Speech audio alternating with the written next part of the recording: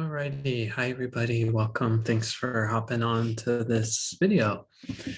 My name's Alexis. I run this spirit work practice I call Star Service.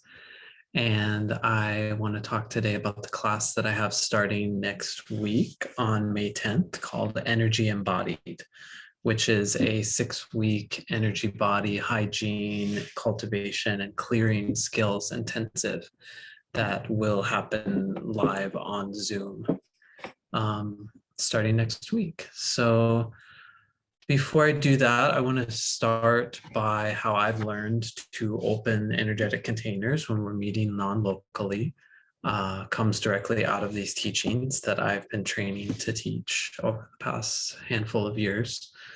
So if you'll join me in this invocation and meditation, that would be great. If not, you can always just listen along, move through this at whatever pace feels comfortable for you, or opt in or out as you need to. So if you'll join me, I invite you to take a moment to close your eyes and just start to center back in on your energy from wherever it's been in this day.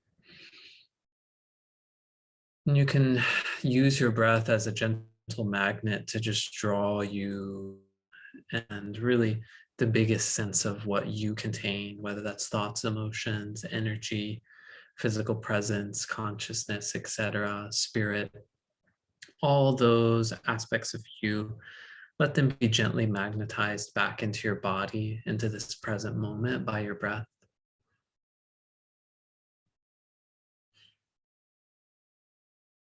And if as you're doing this, you feel inspired to get up or change your position, move around or wiggle, get your shakes out, go lie down, etc., please feel free to follow that impulse.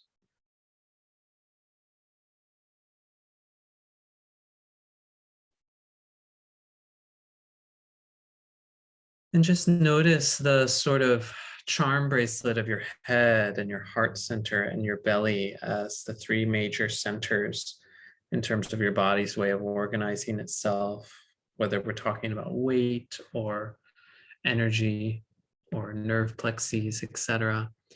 And just start to let gravity pull you down from your head into your heart, from your heart into your belly. And just notice the weight of your bones supporting you as you root there in the bowl of your pelvis. And allow that sense of weight to be received by the earth rising up to meet it, wherever that is. So maybe it's floor or chair or bed or table, stool. And allow your imagination to extend even further out, down from your body to touch beyond what was ever made or constructed by a human into the parts where the earth starts to show its true nature, the dirt, the soil, the clay, the rock, the stone, the sand, wherever you might be. Let your imagination and your felt sense of your own energy extend even further and drop down through the energetic layers of the earth. Imagine like you were just dropping a big, heavy anchor, not in a sense of feeling trapped or constrained, but a sense of like, relief after a journey, coming home, reconnecting with an old friend. Let your anchor plunge to the very center of the earth. And just open your senses for a moment to receive what it feels like to be grounded here at the center of the earth. You might receive that as a luminous silvery pool, this energy where the raw potential of all things rests and reconnects and lies before it is expressed out in the creativity of all creation and form. You might notice the qualities of darkness, stillness, silence, healthy solitude, of a real physical sense of connectivity, fertility, of accumulation, of the harvest, the accumulation of resources, of wisdom, of understanding, connection.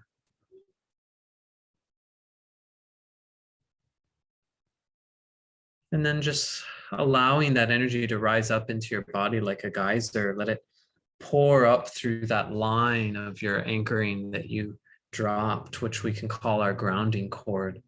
Let it flow into your body. Start to resource your bones and your muscles and your tissues with that solidity and stability. Let it come up into your energy centers, bringing ever more connection and cohesion to the belly, the heart center, the head. Let it tonify and purify so that all that this energy touches becomes a little more truly itself, a little closer to its true nature. And let your energy be cleansed by this and refreshed and rejuvenated, like a nice hot bath after a long, dirty day, or maybe cool dip into a pool or a spring on a hot day. Let it be refreshing relative to what you need for refreshment at this time.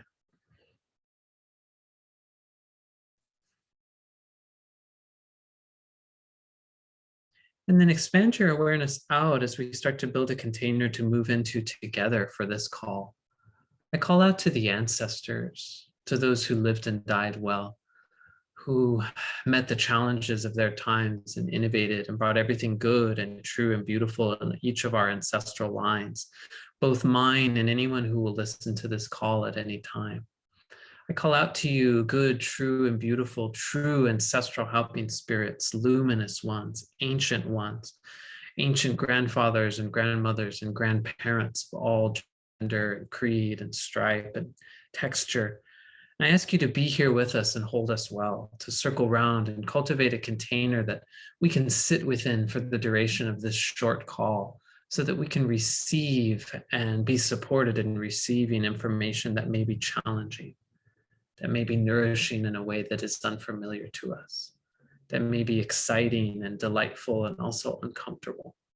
Please help us to be supported in hearing the whispers of our own hearts and the truth that rests in our bones, that inner knowing that we are one with the earth and we have a responsibility for being that. I call out to each of our helping spirits in each of the many forms and faces that they take, whether they are known or unknown, named and unnamed. And I ask you to weave your energy and intention into this container and help us to be held and supported well in this work. And I call out to our most ancient ancestors, to the earth and the air, the fire and the water, great wild non-human elements, pre-human and post-human, and flowing within us. I ask you to be here with us, light us up, animate us, help us to breathe well, to listen well, to hear what tugs at our heartstrings, to feel those pangs in our bellies that we must reach into the unknown. I call out to the spirits of the land and the great spirits of the land where each of us reside. And I invite you, as you sit here and circle with me, to expand your awareness out, to touch into that sense of the spirits of the land where you reside in this moment. Just say hello. Just offer a little gratitude. Just feel how they're already, by just doing what they're here to do, by embodying their true nature, they're already creating the circumstances by which we can carve out this little container so that we can do a little more what we're here to do. We can experience a little more truly our true nature. And then weave that intention and all of that energy that we've now received and welcomed into your choice to be here now in an energetic circle, in a space non-locally and atemporally with us, and step into it. Imagine that container big enough to include anyone that may join us. Imagine that container perfectly adapted to the needs of its inhabitants. And you imagine just a single silver or golden or gossamer thread threading into the center of that container, which has its own energy system, its own pillar of grounding now, its own connectivity within the earth and the land. And imagine that thread is just an expression of your intention to be here with us in this container. Nothing more, nothing less than that.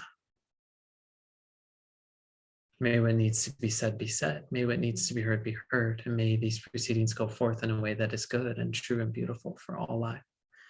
When you feel like you're in the container, you can open your eyes, make the choice to be here now, maybe shift into listening mode or experiencing. So like I said, my name's Alexis. Welcome. Thanks for being here. I run a business called Star Service. It's kind of an adjunct to my artistic and creative practices. Spins out of like all the years that I spent teaching yoga, which themselves kind of spun out of years that I spent, doing other kind of work where I was given the complex task of looking at a bunch of different bodies in space and trying to figure out how to get them to do something that felt helpful, whether that was in a restaurant or as part of a co-creative drag show with multiple performers or in bands or whatever it was. So I'm teaching a class that is an introduction and really an immersion into the skill set that I have learned and now is the sort of core of my personal practice. So I do a lot of things in my practice that involve me in interacting with spirits and spirit energies. And I won't get into like what those are to me, but suffice to say that they're sort of expressions of the larger intelligence of the earth and the land and the field, the cosmos, etc. So whether I'm engaging them through shamanic journeying or through reading astrology, etc., those energies are ways that I access knowledge and information that I then use to live my life in a different way or help other people live their lives in different ways, or reinforce the ways that they're living their lives that are already good, that may clash with the culture, things like that, validate things that they already know about themselves and how they need to live their lives, support them in doing those things better, more efficiently, more sustainably, etc. That's kind of my goal. I see these teachings as an answer to this time because they were an answer to some of the hardest times in my life, particularly one of the most profound and challenging times of my life, which was actually during my Saturn return, my first Saturn return, hopefully not the last, several years ago, and during Saturn and Sagittarius. And because they've helped me so much and because they are the core of my practice, there's all these things that I want to teach and that I find really interesting. Astrology is such a groovy thing for me. My double Aquarian mind just loves it and thirsts for and feeds on astrology. But the energy body mastery and clearing skills that my teachers have grouped under a name they call the deep liberation process. These are the core of my practice because they allow me to receive spirit information like astrology or like gut knowings or like someone giving me a cool tarot reading or like I see something that, triggers that feeling in me that I know I'm being given a message. Someone in the store starts talking about something I was just thinking about, etc.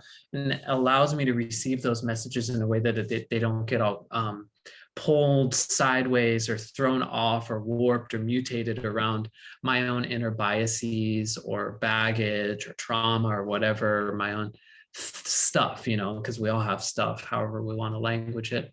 And allows me to actually act effectively and know that I'm in my body and doing that, have a sense of truth in my body that's grounded beyond me and anchored in the field around me. So that's basically why I love this stuff, because it just really helps me live my life. There's there are demands of me that are growing more and more with as wild and chaotic as things are getting out in the world and here in my own, in my own family, in my own home life, in my relationship with my partner, etc. Because none of us are separate. Like no matter what privileges you have, you really can never carve out a space that is separate from the world, because if you look at those of us that know very, very privileged and rich people, their lives have as much chaos as everyone else's, sometimes more, because they are so separate. So these teachings really answer a lot of questions in my life. And so that's why I want to teach them more, or at least initially, before I teach anything else, because I don't really think that astrology can be really as useful as it could be without these teachings, without a sense of, am I in my body? How do I stay in my body? what is my body? Like, what the hell is this, assemblage of cells and energy that I have? Why do I even have a body? And how do I work with it effectively? How do I actually realize the truth, which is one of the deepest and hardest truths for me to hold, that my body is the truest expression of my soul in form at this time in this lifetime. My body is not an accident or an afterthought.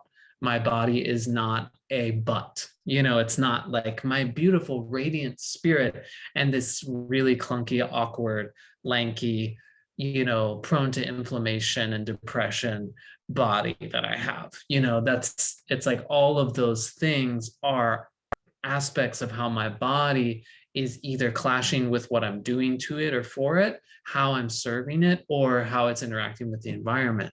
But through these practices, I have found the way to move out of illness and out of a model of illness, that really didn't work for me with Western medicine and autoimmunity and all of that stuff, into a sense of, oh, I have these exquisite sensitivities that are really helpful for my life. And actually, they're 100% necessary to live the life that I'm actually here to live.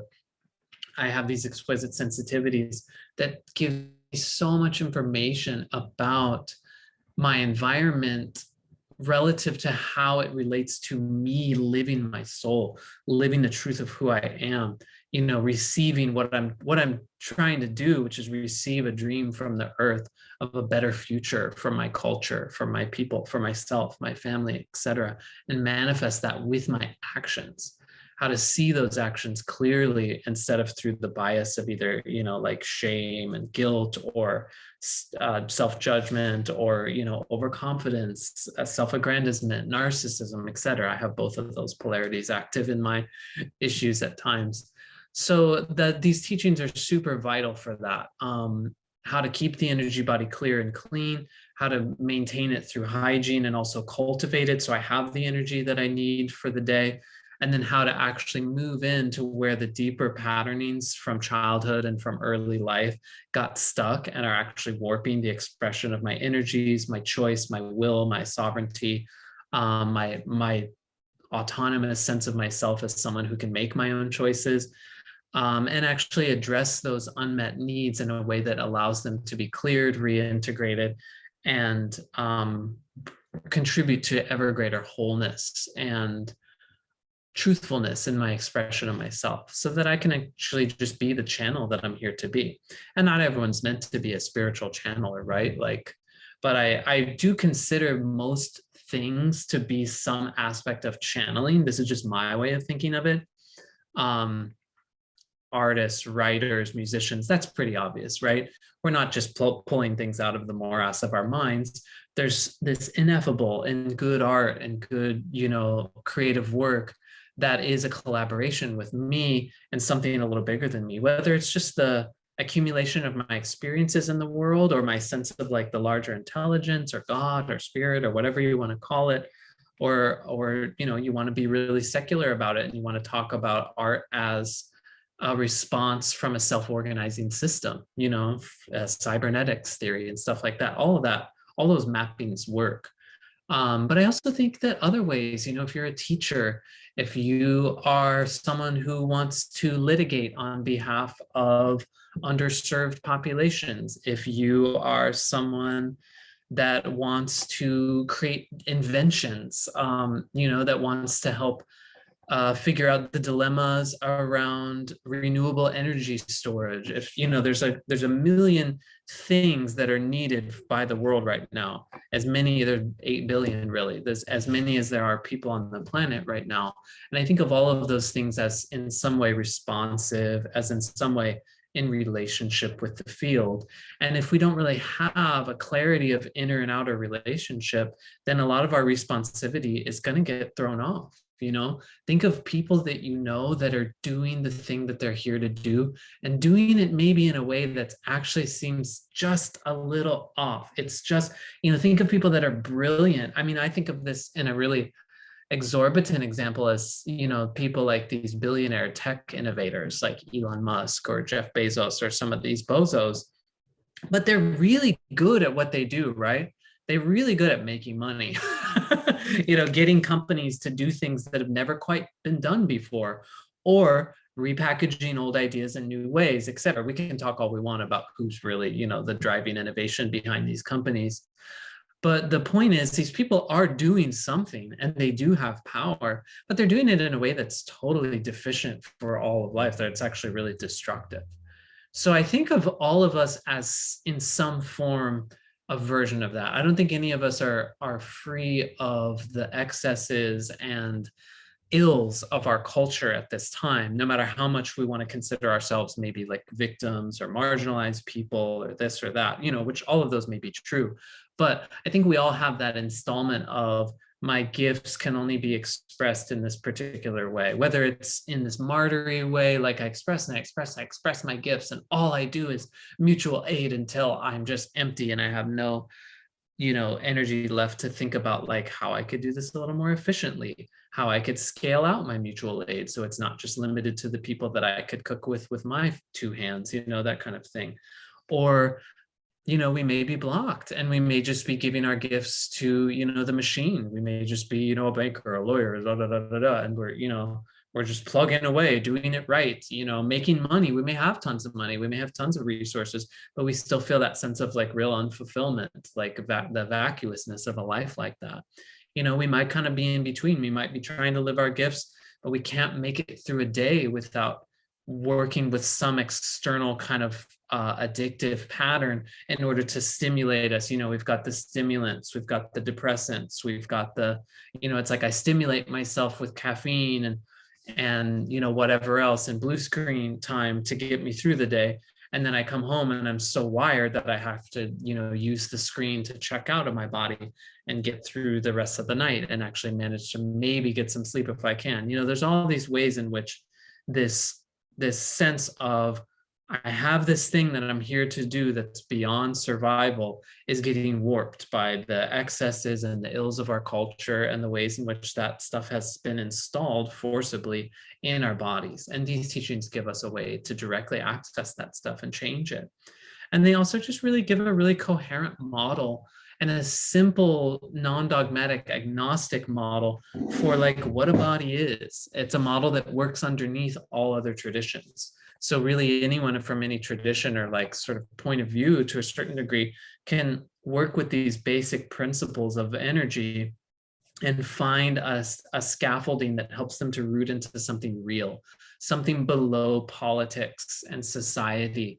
And all this really complex cultural stuff that we've built on top of the earth that seems to be kind of at odds with or totally out of relationship with the natural rhythms of things, the movement of the seasons, the movement of energy, in this very essential sense that energy moves whether we like it or not. So there's a way in which these teachings give us access to that too, something that for me is very profound and real.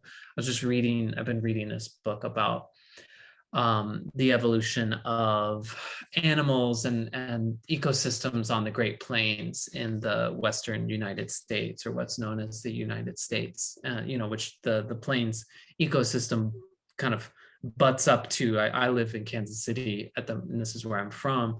So it's like I live kind of in this intersection between two major ecosystems of like the eastern forests and the Western plains. And the plains, there's this author was talking about how this great extinction happened 10,000 years ago, and how pronghorns, which are a type of kind of like an antelope. It's what we call antelopes, but they're not technically an antelope. But the pronghorns are actually the last surviving relics of the Pleistocene, which, all of those other animals in that kind of family died off about 10,000 years ago. But the pronghorns still hold the rhythms, regardless of whether the environment accommodates them or not, of that, several thousands of years, hundreds of thousands of years, really, of evolution. And I just found that so interesting because I think inside of us, we all kind of have that, which is why certain species and animals and experiences that we can have out in nature, even if all we're engaging with is like a video of it on our phone, really call to this essential part of ourselves that knows that we're not just this, knows that we're not just, Uber Eats and HBO Max and, stucco and glass and whatever, Kardashians, no shade, I've been watching too. But it's So these teachings constantly allow me access to something that is real and very old, which is really just direct relationship with the earth, with the land, with my body. My body itself has this wisdom and this accumulation of millions of years of mammalian evolution. All of it is here right now. And yet if you go about your day just kind of following the rules, you might not ever feel that, or you might feel the longing of it, and it actually might feel really shameful or wrong or bad. It might feel totally at impulse. Most of us who live in an urban environment in the United States, at least, are interacting with unhoused people that are living in truly medieval conditions, and really living in really abject conditions, because in medieval times, people still had access to like free flowing clean water and stuff like that for the most part, hopefully, or else they died. People that we have subjected to just horrible abuse, and we just have to normalize that. We just have to kind of walk past that. That's not normal, you guys. And there's a lot of energy that we have to expend in order to put those blinders on. And so these teachings give us the way to not just peel all that back and be some big, raw, empathic nerve to those things, but actually to have healthy boundaries so that I can be in relationship with people that are suffering, that I can interact with people in the world, whether they are people of great privilege or people of, abject poverty, and everyone in between, and be with them without having to dump projections on them, without having to take on all of their stuff, and actually just be with them and respond in the moment. And of course, it's an evolving conversation. What I don't promise through these teachings is that you do the 6-week course and you figure it all out. I don't have it all figured out, and I've been doing this stuff for 4 or 5 years, and my teachers don't have it figured out, and they've been doing it for decades. But we do have a practice to stay in relationship with it, responsive to the needs of our life, the life as it's presenting itself to us, and the evolution of our soul through this life. And that's what these practices promise. It's like really just being in the flow instead of grabbing onto the sides of the riverbank and hoping that it doesn't pull me. You know what I mean? So it's actually a lot easier, though it is practice and work. It ultimately ends up being really like self-sustaining and really energizing. So that's a lot of words and metaphors. So what I'll just break down is just really clearly what it is. So it's a system of both movement and meditation practices. So the movement comes out of Qigong and Taoist traditions. So these are like physical movements that we do so that we cultivate energy in our physical sense and really like cultivate that in terms of like a battery, charging ourselves up. And then we move the energy that we cultivate through the movement into a form of meditation that allows us, similar to the visualization that I did at the beginning of class, that allows us to transcribe and describe and empower our energy body. So we're creating structures through this. And then once those structures are created, we're working to cultivate those structures, keep them daily, lubricated and cleansed and hygienic and functional. And then we're using the structure that we create and the energy that we're cultivating through our continued movement practices to actually build the resilience to move inwards and actually traverse the interior of our landscape as sort of like an inner explorer and start to work with what's there. And we do that responsive to life. So it's not just this sort of narcissistic, like, what do they call like those cosmonauts? That's not the right word, but the sense of like, oh, I'm just exploring in the spirit world forever and ever and ever, and it has no grounding. It's like, oh no, life triggered me. What does that have to show me about my interior? Why am I acting so inappropriately to this experience I'm having? Let me find what's going on interior and let me engage with that using shamanic principles like the true health and essence of what health is and the right relationship with death, so that I can show up for where that energy got stuck in a different way and actually allow it to change. And there is like a certain quality of magic to it. There's something very quantum. I just saw the movie Everything Everywhere All at Once yesterday, and I was like, oh, this has a lot to do with clearing to a certain degree, because when we're stuck in a choice that we made in the past or in childhood, we limit the field of possibility. we tend to act in ways that are cyclical. So you'll notice this in your life. I'm sure many of you have already, especially if you've kind of done your therapy, done your self-help, read your Brene Brown or whatever. You're like, damn, why am I always chasing people that are unavailable? Why am I always, why does like every man who raises their voice at me sound like my dad? Even though like actually they're not my dad, even though that might not even be a man. You know what I mean? Like, why do I always respond in these ways? Sometimes you may find yourself totally hijacked and you're like, oh my God, I really wanted to go over and have this conversation with this person in a very specific way. And it went completely opposite. And you can either blame it on them, blame it on yourself, but there might be something a little more mysterious going on, which a lot of it comes down to just our sort of ignorance of our energy body. For me, one of the larger patterns that I addressed through clearing was, and it was somehow related to childhood abuse, because when you get abused as a child, it proliferates into all these weird ways of expressing that doesn't necessarily seem like a victim, necessarily acting out. We're all going to use our creativity no matter what, even, so we could all have the same kind of flavor of trauma, but we could all express that in a really different way, many, many, many different ways. So for me, one of the patterns was chasing people that were unavailable for me. And somehow I would manage to get these people to date me, but we would just be miserable. And I would be like, I don't even like being around these people. And it's nothing against them. It's just like, I'm really unhappy in these relationships. Why am I so unhappy?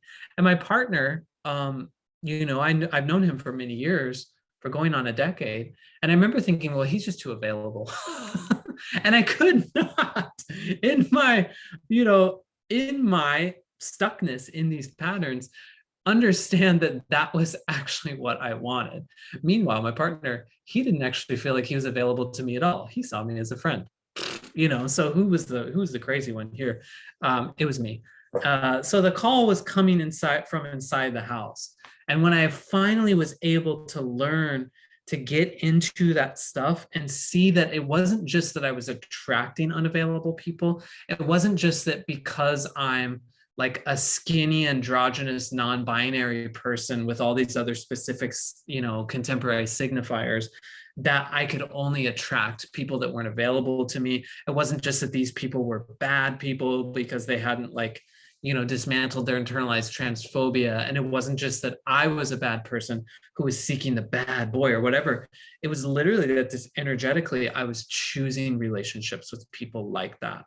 And I had no idea that I was doing it until I was given the capacity to work with everything that came up in my life as an invitation into intimacy with myself, in compassion and curiosity. And through patient, processing of this stuff with the clearing practice, I was able to wake up one day and be like, well, what the hell is Derek doing? Because I think he actually might be the one that I want to be with and actually make that a choice. So, it's kind of a silly example, but it's one of the biggest things that I've addressed through years of doing this work. And it didn't happen in a 6-week class. What I can say did happen in the first clearing class that I took was the more obvious pattern for me was that every man that yelled at me in a certain way was my father. And I received that as abusive, whether it was or not. And after one clearing session around that, because that was a big issue for me, my father's stuff was really big and it had the weight of the whole culture behind it, because we all have an abusive dad figure somewhere, you know what I mean? Or the lack thereof, etc. But in one clearing, that dynamic shifted so much. And then magically, my life gave me the invitation back into relationship with my father, because my cell phone got stolen and I had to call him to get the password onto the family plan. But it was incredible, because it was literally like, I'm talking to a different person and I'm a different person, because I'm no longer burdened by that sort of scarab's carapace of that creation that my energy body had created out of the need to survive at that time. So yeah, it's inner self work. In some cases you might consider it trauma work, but that's not the model that we're working in, though. There's certainly some overlap, and it's very practical. It's something that you do. It's not something I do for you. It's not wishful thinking. It's not a bypass. It's not affirmations. It's not tapping. It's not my acupuncturist moves the energy enough so that, like maybe the next time I talk to my dad can be good, but then a few times after that I have to go back to the acupuncturist. Same with the Reiki. It's not my Reiki person grounded me. It's, oh no, I choose to ground myself in each day. I choose to practice, working in my energy body each day. 30 to 60 minutes a day does it for me. Some days it's 15, some days it's 5, it's like practice is very variable and responsive, or else it's not really a practice, it's a rule or a regime. So that's really what it comes down to. It's not super sexy, I think, because it's not like big, exotic shamanic healing, but it is the foundation of this whole school of shamanic healing at Last Mass Center, which is where my teachers are and where I've learned this from. So I hope you'll consider joining me. I hope you'll ask me some questions. I hope you'll keep watching other videos that I make or other videos that are on my account. Check out my website.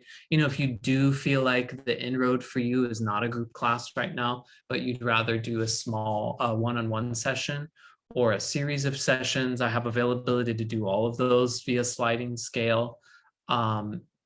We can work with the astrology or work directly with helping spirits and do, destiny readings and power retrievals that may point you on the path that is yours. If the class is not your path right now, there's a million ways to access this stuff, and I'll shout out my teacher Langston Kahn's book, Deep Liberation, which outlines these very practices that I'm endeavoring to teach in a book form. So you can go on the Amazon and buy that book if you want to.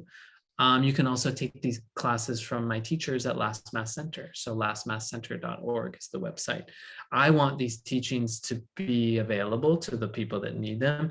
That's why I'm doing this, while I'm also writing a novel and, helping out with my niece and nephew and showing up for my family and my partnership and studying the things that, inform all the other stuff that I'm interested in, and cultivating my astrology practice, participating in my spiritual community that holds these teachings, etc. There's a million stuff that I do. I don't have to do these teachings, but I really want to because they are just so freaking helpful and they're really fun and they really freaking work. Otherwise, I would just offer something else. To be very blunt. Yeah, and I've seen them work in a lot of different people's lives in a lot of different contexts, and they work really fast. And the thing is, I feel the urgency right now. I have a lot of fears relative to the future, but I'm able through these teachings to always center my love and work skillfully with my fears so that those don't derail me. Because the fears tell me that I should go, I don't know, chain myself to a bulldozer somewhere or something like that, which that's not to say that that choice is fear driven for most people, because I think for a lot of people it's a really powerful choice, but it would be fear driven for me. The love choice for me, which is actually really scary, is to patiently cultivate this business where I'm offering these teachings that I find really helpful so that all those people that are chained to bulldozers can also be grounded while they're doing it. So that all those people that are doing direct action can be doing it from a place of responsivity in the moment, which is safer for everyone, and not from a place of reactivity. There's a reason why I stopped going to protests years ago, after having a lot of passion for direct action, is because I got really reactive and violent. And I was that, as a white person, that was a big liability at a protest. Nowadays, not only do I not have those reactivities because I've worked with them through clearing, but I also found that that energy is better expressed on this more meta level of sharing these processes, which doesn't mean that direct action still isn't like a totally important part of my life at times, because it totally is. But that's the whole thing, is that there's no rule. It actually allows us to be so intimate with our stuff that we're just giving expression to that stuff, to the truth of who we are, and not just the reactivity. So that's, for me, that's the answer. This is my current step as an answer to, putting myself in the tension and the heartbreak and the trauma of this time and feeling what is mine to do. What do I have to give to this situation? So I hope to offer it to you in some form. And if you're like, I really want to work with these teachings, but not you, I will not take it personally. I have amazing colleagues in this larger community that I will refer you to. That's like a big part of what I do. So, please feel free to reach out. And on that note as well, I promise I won't be offended. So I really hope that you'll join me in some way. And I just want to honor all the ways in which you may have already, and certainly have already, been attending to your own healing, your own grounding, your own transformation, your own growth, and the cultivation of your own soul. Because I know if you hadn't, you wouldn't be here. You wouldn't be breathing right now. Thank you to your ancestors. Thank you to your land. Thank you to all the resources that have gone into me having access to these teachings, to me being able to continue to share these teachings at such a wild time where there's so much scarcity for so many. I hope that we all have all that we need in order to dream the impossible and actually manifest that into being. So thanks for hopping on the call. Hope to see you again. Much love. I'll just talk us out of our little circle. So I invite you to redraw any energy that you brought into this circle and pull that back into your body.